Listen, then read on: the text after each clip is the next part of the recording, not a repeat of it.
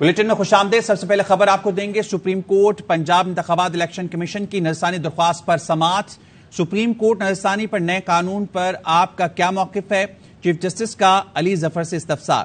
علی ظفر نے کہا کہ سپریم کورٹ کا نظرثانی پر نیا قانون آئین سے متصادم اور پریکٹس اینڈ پروسیجر قانون کا تسلسل ہے۔ چیف جسٹس نے کہا ہمارے پاس نئے نظرثانی قانون کے خلاف کچھ درخواستیں آئی ہیں۔ چیف جسٹس نے یہ بھی کہا نظرثانی ایکٹ کے معاملے کو کسی سٹیج پر دیکھنا ہی ہے، اٹارنی جنرل کو نوٹس کر دیتے ہیں۔ نظرثانی ایکٹ پر نوٹس کے بعد انتخابات کیس ایکٹ کے تحت بینچ سنے گا۔ پاکستان تحریک انصاف کے وکیل بیرسٹر علی ظفر کے دلائل، انہوں نے کہا کہ آخری سماعت پر الیکشن کمیشن وکیل سے سوال تھا کیا 18 اکتوبر انتخابات کی تاریخ برقرار ہے، یہ چیف جسٹس نے کہا۔ چیف جسٹس نے کہا کہ الیکشن کمیشن وکیل نے 8 اکتوبر کو انتخابات سے متعلق کہا مجھے معلوم نہیں، یہ ایک آئینی سوال ہے، آئین ایک خوبصورت دستاویز ہے۔ 14 مئی کی رات 12:01 پر آئین مر چکا، یہ کہنا تھا بیرسٹر علی ظفر کا۔ وکیل تحریک انصاف نے کہا کہ آئین کے وفات کی 2 وجوہات ہیں، ایک وجہ ہے 90 روز میں انتخابات کے قانون کو فالو نہیں کیا گیا، دوسری وجہ ہے انتخابات کرانے کے سپریم کورٹ کے حکم پر عمل نہیں کیا گیا۔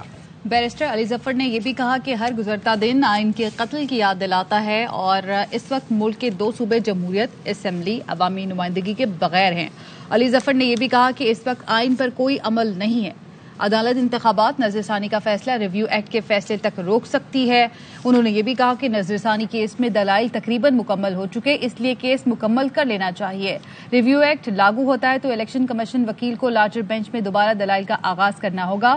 جسٹس منیب اختر کی جانب سے ریمارک سامنے آئے، انہوں نے مزید کہا کہ عدالت کیسے پنجاب انتخابات کیس سنے اگر سپریم کورٹ ریویو ایکٹ نافذ ہو چکا ہے۔ ریویو ایکٹ پنجاب انتخابات نظرثانی کیس میں لاگو نہیں ہوتا ہے۔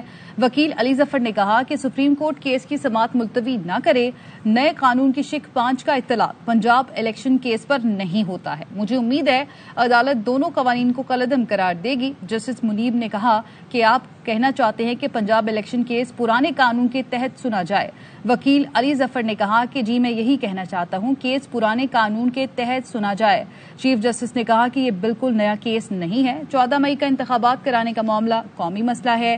چیف جسٹس نے کہا کہ 14 مئی کو پنجاب میں انتخابات کے فیصلے کو واپس لینا ممکن نہیں ہے، 14 مئی کا فیصلہ اصول طے کرتا ہے، 90 دن سے الیکشن آگے نہیں جانے چاہیے۔ علی ظفر کی جانب سے کہا گیا کہ آرٹیکل 5 بڑا واضح ہے، میرے لیے ہر جج قابل احترام ہے، ہر جج کو سلیوٹ پیش کرتا ہوں کیونکہ وہ انصاف فراہم کرنے کا کام کر رہے ہیں، میں نے کبھی کسی جج پر اعتراض نہیں کیا۔ بیرسٹر علی ظفر نے مزید کہا کہ پارلیمنٹ سے ریویو ایکٹ 5 منٹ میں منظور کرایا گیا ہے اور انہوں نے کہا کہ یہ قانون بغیر کسی بحث کے منظور کروایا گیا، کمیٹی کو بھی نہیں بھیجا گیا ہے، عدلیہ کے اختیارات کم نہیں کیے جا سکتے ہیں۔ تحریک انصاف کے وکیل علی ظفر نے سپریم کورٹ سے متعلق نئے قانون کی مخالفت کر دی۔ انہوں نے کہا کہ انتخابات کیس کے دوران حکومتی وکیل قانون کے بجائے ریاضی کا سہارا لیتے رہے، بینچ پر اعتراض اور کبھی 4-3 کی بحث کی گئی۔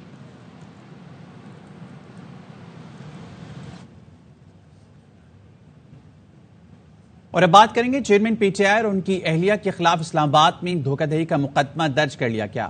شہزاد اکبر، زلفی بخاری اور فرش شہزادی بھی مقدمے میں نامزد کیے گئے ہیں۔ ملزمان پر توشہ خانہ کی گھڑی کے فروغ کے معاملے میں جعلی رسیدیں تیار کرنے کا الزام ہے، دستاویز پر جعلی دستخط کیے گئے، گھڑی کی خرید و فروخت کے حوالے سے ٹرانزیکشنز بھی نہیں ہوئی۔ مقدمہ تاجر نسیم الحق کی مدعیت میں درج کیا گیا۔ شہری نسیم الحق کی جانب سے تھانہ کوہسار میں درج کرائی گئی ایف آئی آر کے متن میں کہا گیا ہے کہ چیئرمین پی ٹی آئی اور دیگر نے ان کی دکان کا لیٹر ہیڈ استعمال کیا اور جعلی دستخط کی، گھڑی، کف لنکس اور دیگر تحائف کی جعلی رسیدیں بنا کر ساکھ کو نقصان پہنچایا گیا۔ ایسی کوئی چیز کبھی خریدی نہ بیچی، متعلقہ حکام کو بار بار بتاتے رہے یہ رسیدیں ہماری دکان سے جاری نہیں کی گئیں۔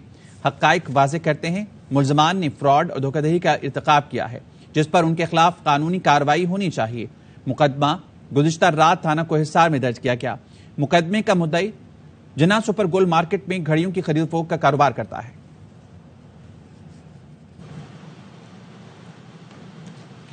پنجاب اینٹی کرپشن نے فرد شہزادی اور عثمان بزدار کے خلاف مقدمہ درج کر لیا جس میں بشرا بی بی کے بیٹے ابراہیم مانیکا سمیت 6 بیوروکریٹس بھی نامزد ہیں۔ اینٹی کرپشن حکام کے مطابق عثمان بزدار دور میں فرحت شہزادی کے کہنے پر انتظامی عہدوں پر تقرری اور تبادلے ہوئے، تعینات افسران اور ملازمین سے کروڑوں روپے بطور رشوت وصول کیے جاتے تھے۔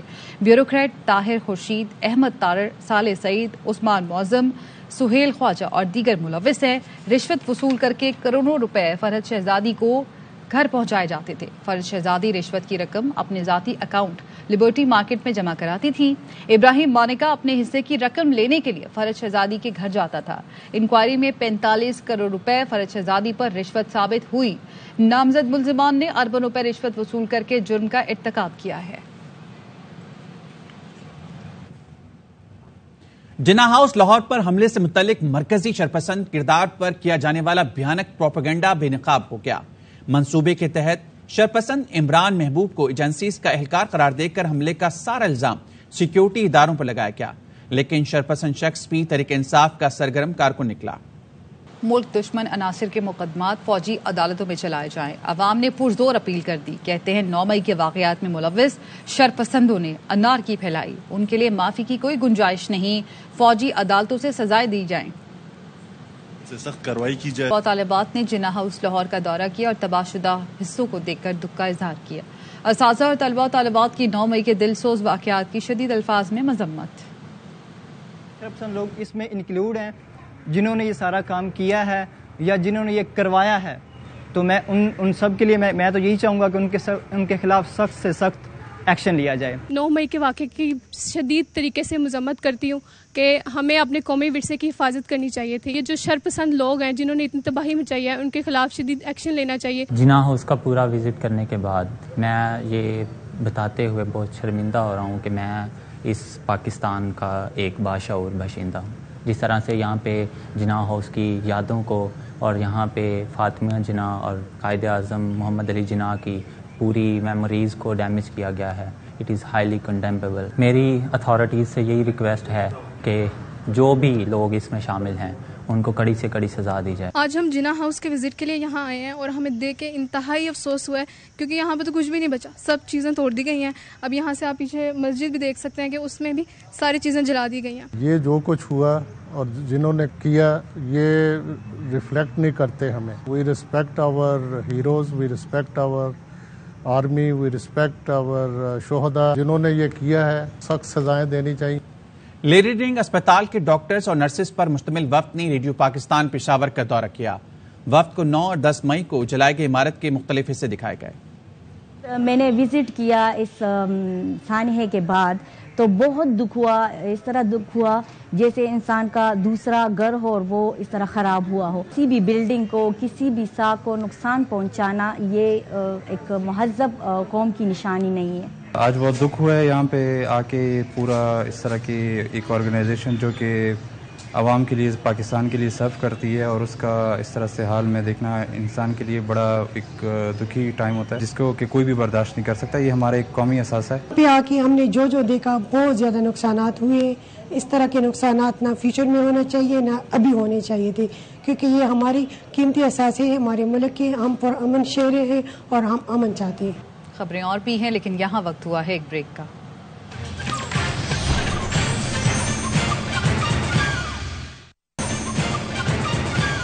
Welcome back. سپریم کورٹ کے ایڈوکیٹ عبدالرزاق کے قتل کے خلاف وکلا نے عدالتی کارروائی کا بائیکاٹ کر دیا۔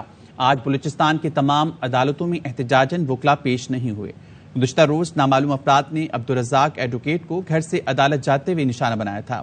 اس وقت ARY نیوز کے نمائندہ عطیہ اکرم ڈسٹرکٹ کورٹ میں موجود ہیں، اس بارے مزید بتا رہی ہیں۔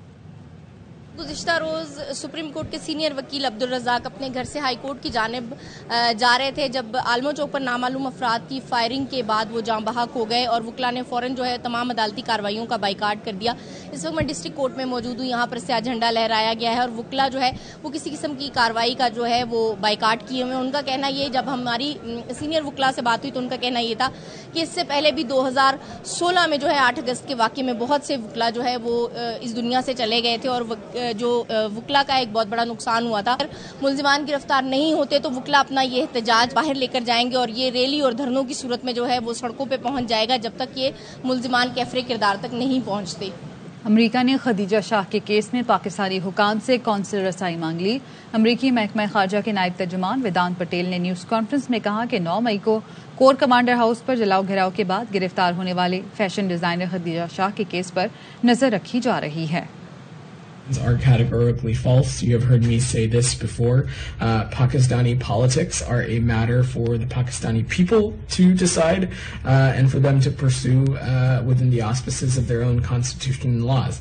The U.S. values our long-standing cooperation with Pakistan, and we've always viewed a prosperous and democratic Pakistan as critical to U.S. interests, and that remains unchanged. We've been following the case of Khadija Shah and have asked Pakistani officials for consular access to her. I believe Ms. Shah is a dual national, and so we continue to engage directly with the government of Pakistan. Asif Ali Zardari کہتے ہیں یہ 2 ماہ میں election نہیں کرا سکتے، election تبھی ہوں گے جب میں کراؤں گا۔